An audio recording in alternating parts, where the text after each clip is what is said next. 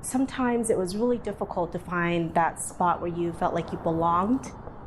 Being Asian American, Cambodian American, we have a smaller population here in Florida, specifically in Pinellas County as well. So coming over here to Orlando, you felt at home, especially on the Mills Colonial or just on Colonial in general. You felt like you identified, you fit in, and you didn't have to question your existence here. My name is Onchantho Am, Vice President and Chief Legal Officer for Empower Inc., which is a nonprofit based here in Central Florida providing services to children, families, and also adoptions, child well-being. You name it, we do so much in the community. I'm a huge self-proclaimed foodie. So I love all the delicious foods that we have to offer. So we have An Hung, Pho Hua.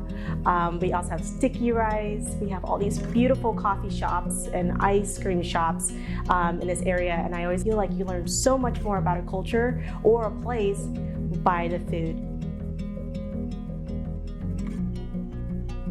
And you can have a taste of Cambodia by trying all these different places.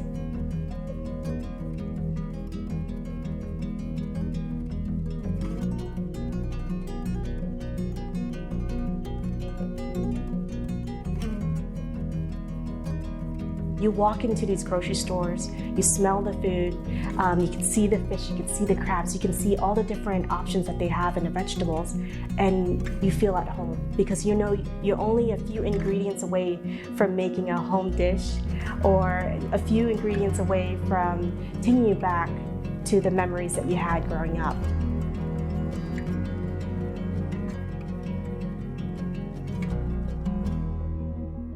For me, keeping my heritage alive is telling my stories to my daughters. They should embrace their culture and not be afraid and hide from it. Just talking to your friends and being proud of saying that I'm Asian American. Our family is a mix of different cultures, a mix of different personalities, a mix of different practices. We embrace the diversity. For me, it's family is building something beyond that nuclear level. It's adding on to it. My father had a second grade education in Cambodia. My mom had no education in Cambodia. My father, my mother escaped the Khmer Rouge regime. The trauma that they experienced, they never were able to fully comprehend or talk it through. So now they were coming to America, which was a blessing for them. They saw so much future ahead of them, at the same time not being able to channel the experiences that they had. My dad never believed in begging for money. He didn't believe in asking for help. We did our best. And my father did the best that he could do at the time, which was cultivating whatever he could cultivate. So as a kid, you see your neighborhood friends biking around or playing dodgeball. And then you see where you're at, where you gather vegetables. And you would have to bundle it up and you had to sell it every weekend at the flea market. As a kid going to school, trying to excel at school, but also trying to excel at home by being a provider. They didn't have the educational skills or the academics, but they did have the ability to teach us grit and perseverance.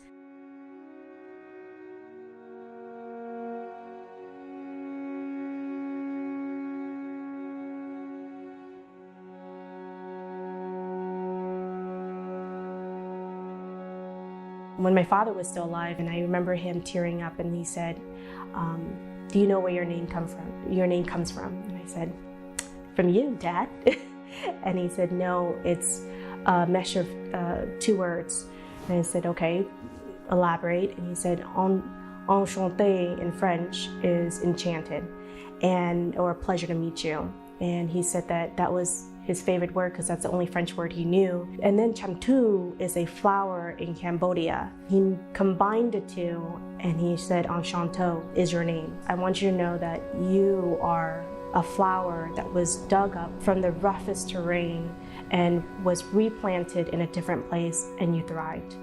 I take so much pride in my name because he gave that to me. And I think he would look back and go, this is Onchantho.